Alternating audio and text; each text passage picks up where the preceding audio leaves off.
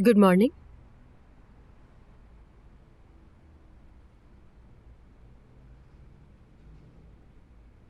कहान, ऐसा मत करो।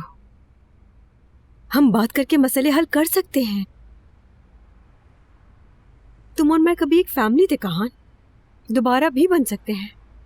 लेकिन उस वक्त जब तुम मेरी तरफ देखो, मुझसे बात करो, देखो जैसे तुम चाहोगे मैं वैसे बन जाऊंगी। मेरे पास वक्त नहीं है इन फजूल की बातों के लिए।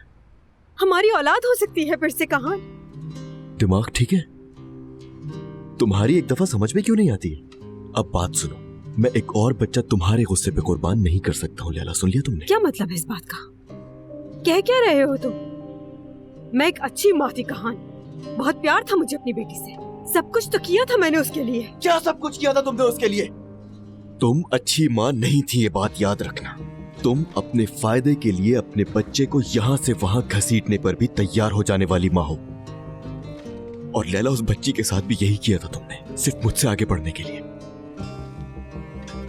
बहुत संगदिल हो तुम। हाँ हूँ। वो रात तो याद होगी ना तुम्हें? जिस रात एक्सीडेंट हुआ था? अगर याद है तो बताओ उस रात झगड़ा क्यों हुआ था हमारा? जिस रात हमने अपनी बच्ची को खोया वो रात याद करो लैला। क्यों झगड़ा हुआ था हमारा उस रात? तुमसे पूछ रहा हूँ, मुझे जवाब चाहिए। नीचे मत देखो, मेरी तरफ देखो, मेरी तरफ देखो। उस रात झगड़ा क्यों हुआ था हमारा लैला? बताओ मुझे, याद आया? झगड़ा क्यों हुआ था लैला, बताओ मुझे। तुम्हें कहाँ याद होगा, मैं याद दिलाता हूँ। क्योंकि लैला, उसकी कोई भी वजह थी ही नहीं, और तुम मुझसे इतनी मामूली सी बात पर लड़ी थी जिसका कोई भी सर पैर था ही नहीं लैला। मगर तुमने उस बात को बहुत बुरी तरह से पकड़ लिया था, उससे इतना बढ़ाया कि हम दोनों ही उस पे फंस गए थे, और इसी वजह से वो चली गई। अब याद आया? हाँ तो लैला, चुप चुप चुप, रोना नहीं, रिलैक्स। उसे मारना मुझे धमकी देना था, सिर्फ मुझे नीचा दिखाने के लिए, सिर्फ मुझे तकलीफ देने के लिए, दुख देने के लिए मेरी बेटी को तुमने मार दिया। मेरी तरफ देखो लैला, अब नीचे मत देखना। उस रात तुमने जो भी किया सब जानबूझकर था। उससे दूर लेकर गई थी ना तुम उसे लैला, और तुम्हारी अना के चक्कर में मैंने चंद ही लम्हों में अपनी बेटी को अपने आप से दूर होते हुए देखा, क्योंकि तुम नशे में थी। याद आया कुछ? इतने नशे में थी कि उसकी सीट बेल्ट बांधना भी भूल गई थी। उसके बाद ये हो गया। जब मैं आंखें बंद करता हूं ना, सुनो, जब भी मैं अपनी आंखें बंद करता हूं ना, मुझे देखो लैला, मुझे देखो ना, मैं बता रहा हूं ना तुम्हें मुझे क्या फील होता है। सुन लो एक दफा, जब मैंने उसको अपने हाथों से निकाला था ना गाड़ी से, उसकी सांसें चल रही थी मेरे हाथ में। मेरी तरफ देखो, मेरी बेटी मेरे हाथों में मरी है, समझ रही हो ना? तो मैं जब भी आंखें बंद करता हूँ ना, पता है मुझे क्या दिखता है? रोना बंद करो लैला, वरना मैं तुम्हें कैसे बता पाऊंगा कि मुझे क्या दिखता है।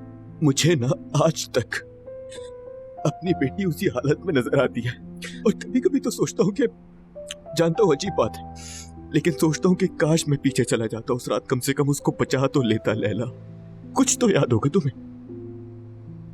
हादसा था। वो कोई हादसा नहीं था लैला, वो हादसा नहीं था, नहीं समझ रही हो? अपने गुनाहों पर पर्दा डालने के लिए हर चीज को, हर बात को इल्जाम देना बंद करो। हादसा नहीं था वो, रोना बंद करो।